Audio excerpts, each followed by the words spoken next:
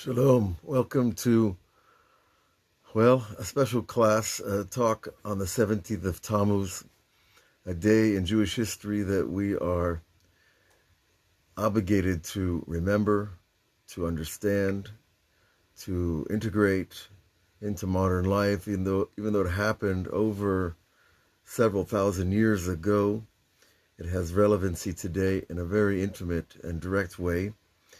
This day of 17th of Tammuz, the rabbis teach us 5 things were lost or happened. The first was that the tablets, the first set of the tablets of the 10 Commandments were smashed on the mountain of Sinai. The rabbis teach that is when the beginning of forgetfulness began. That the people had perfect memory, which is a high spiritual state. It's not simply you knew everything in the book. Perfect memory is photographic recall of reality. And the people had this by virtue of having received the Torah at the mountain. When they did what they did with the golden calf, Moses broke the tablets and memory was shattered into pieces. So they lost collective memory. And a collective memory remembers not only what I remember happened, but it's what all of us agree that happened. And collective memory becomes a formation of a history that provides identity for thousands of years. So that was broken on this day. The second thing that happened on this day is that the walls of the second temple, the second thing that happened this day, that the first temple sacrifice was canceled. There were no more kosher sheep to be sacrificed. The Kohanim could not continue the daily sacrifice. But why was this so important? Because sacrifices in the ancient day weren't just a symbolic event. It was a communal, spiritual transaction between God and man. And the rabbis say that if the non-Jewish nations knew what they lost when the destruction of the temple happened, they would mourn the loss of the temple more than the Jews, if they knew what was lost, because this spiritual transaction of bringing an animal on the altar in the temple removed the cloud of sin for the whole nation. So that was the second thing. There's no more daily sacrifice in the temple. The third thing is that the walls of Jerusalem were breached by the Roman army in the second temple, same day. All these things happened on the 17th of Tammuz. And God's telling us something about this day. Right? The walls were breached means the external forces broke into the realm of holiness. That means your holy mind, your holy heart, suddenly was attacked from all kinds of things that you didn't even know existed. I remember being a pure young kid, and all of a sudden I'm exposed to all kinds of things that you all know about. And our purity is suddenly lost. It's drained down the river. The focus, the clarity, the conviction, the purity of our perceptions was all lost. And that's what happens when the external forces break through the walls of the mind or the heart. And it happened in Jerusalem at the outer wall on this day. Well, it doesn't end there, folks. A holy Torah scroll was burnt by an evil soldier, probably a general, made the order. And when a Torah scroll is burnt, the community that it happens in is obliged to sit on the floor and mourn like they lost their leader, like the greatest rabbi died. When a Torah scroll gets burnt, it's a time of mourning. Why? Because it's a law, that we lost our law? No, we didn't lose the law. There's 10,000 other Torah scrolls. We can write one tomorrow. We can print one off the internet. That's not it. The Torah scroll is the representation of God's mind in man, God's will for man, God's insight and history of creation that helps us identify with who we really are. And when that's destroyed, that's a huge loss, because we lose who are we if without the Torah? Who are the Jews? Just another wandering tribe without the Torah. That was lost on the 17th of Tammuz. And the fifth thing that was lost, well, that was actually it was a loss of holiness, because the Romans put a statue in the middle of the temple where we would worship the infinite, eternal being. Now we have a statue that doesn't talk, it doesn't walk, it doesn't whistle, it doesn't sing, it does nothing but stand there and represent something. So you see all five of these things that happen on the 17th of Tammuz. The statue in the sanctuary represents replacing God with a foreign power. That means we're trying to rewrite history. We're trying to rewrite creation when you say there's something besides God. A false God, a fallen God.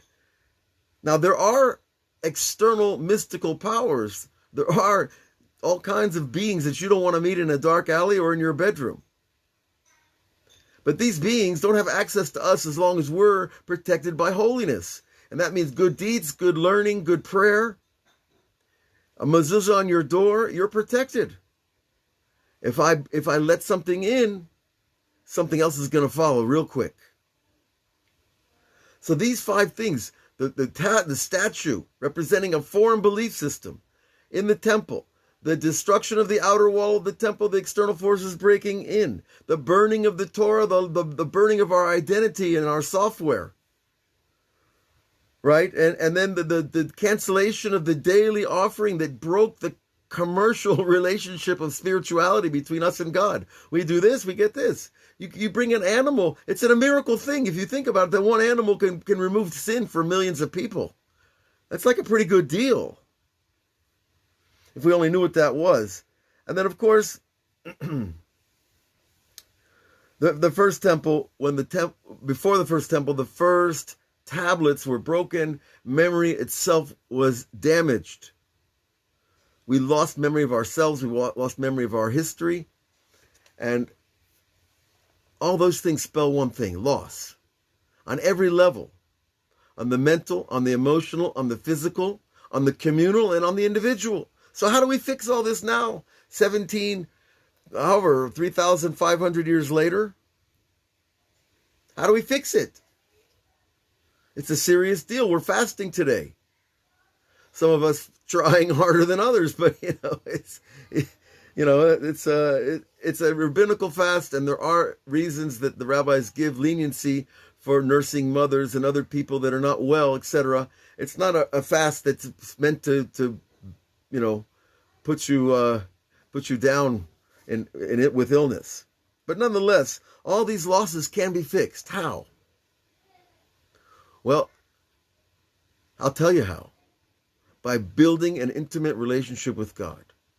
Because all of this communal sacrifice, communal worship, communal celebrations as well that took place in the temple, God said, you guys I'm not going to let you serve me communally like we used to with that great glory called the temple in the middle of Jerusalem. Now you're going to have to do it on your own. So that you see the tikkun, the restoration, the repair became personal. God says, you're not doing it as a group. I'm going to take away your group sacrifice. You're not treating each other right. I'm going to take away your temple where you used to meet and sing and dance in joy. Now you're going to have to do it, every person individually. And that's where we are all these years later. And Rabbi Nachman came along with a solution. He said, well, if the tikkun is to be alone and intimate with God, that's what I need to do. I need to go away and be alone. Away from my kids, away from my spouse, away from my job, away from my friends, away from every single human influence except you and your relationship to God. And that's how we fix it. And that's how we restore all these losses. And it's still a good deal because you get to taste, Rabbi Nachman says, you get to taste a spark of Gan Eden when you go out to be alone with Hashem. Now, how is that? Out there in the hillside, it's a Gan Eden. In the desert, in the forest, under the water. It's a little hard to talk underwater. I used to try to do that when I was a diver, but, I don't know how well God likes the bubbly talk. But the point is, right, the point is that He knows our thoughts before we think them. He knows our speech before we speak. So what would you really want to do when you go out in this isolated individual prayer? is ask him to send you his prayer. That's the inside story, folks. That's the secret key to get in the back door of the club. Pray and beg God to send you his prayer, because then you become his representative, his mission, his address, because he knows the right prayer to pray. And in this late stage of history, we barely know right and left, and up and down. And good and evil seem to be mixing pretty well together lately, I don't have to bring examples of that, I hope. But we can get back all these things. Through that individual relationship, we learn to build the wall of Jerusalem back, the wall that keeps out the external negative forces from our lives.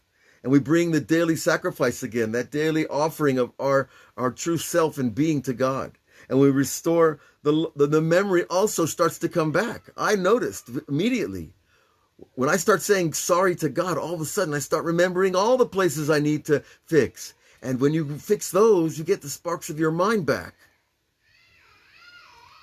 And then your memory starts to work better.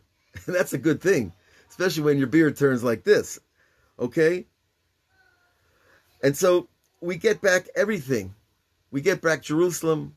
We get back our memory. We get back the transaction of holiness that the sacrifices represented. And we get back the intimate, pure relationship with God, and not with a bunch of false images and false powers and false beings, whether they're from Hollywood or from Middle Earth or from outer space. We don't need any of them. If they exist, so what? A lot of things exist we don't know about. They just put the Webb telescope up in space, and now we're seeing a whole new universe again. They used to believe that the Milky Way was the only galaxy half a century ago or so.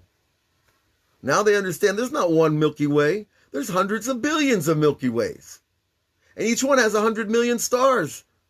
And each one is 100 million light years across. So look, God's world is a little bigger than we realize, isn't it? So let's just be concerned with what we can fix now. And that's going out and being alone with Hashem and talking about the things we need to talk about. And a lot of times we don't know what to say. And a lot of times my heart's closed and I can't say a word. You know what I do then? I say, God, I talk about that. The fact that I can't talk. That my heart is so closed I can't even talk to you, God. And the minute you say that, it starts opening and the waterfall starts and your heart opens and your love returns and your appreciation, your gratitude, it all comes back. And then you understand the path of the true tzaddikim, the path of the people who kept us here on the path for all these thousands of years. So I hope the 17th of Tammuz becomes a day of illumination, a day of creation, of a new relationship with God. And then we start and we do it again. And you know what? If we do it every day, so what? The Baal Shem Tov, the Rebbe Nachman, these people did it every moment. They were renewing themselves just like creation itself. We are constantly being renewed. It's a renewing system. It's not static and it's not linear. Okay? It begins at the center of everything, the Creator, and it expands outward spherically into all the worlds. God bless you all. Should I have the merit to experience the taste of Gan Eden, the upper garden of souls here in this world, by going out and being alone and cherishing that intimacy with your Creator. God bless you all. Have a great day. We'll see you on all the platforms, on our daily class from Nachman on Patreon. Come join us, support us, whatever you got to do. Be there. Take care.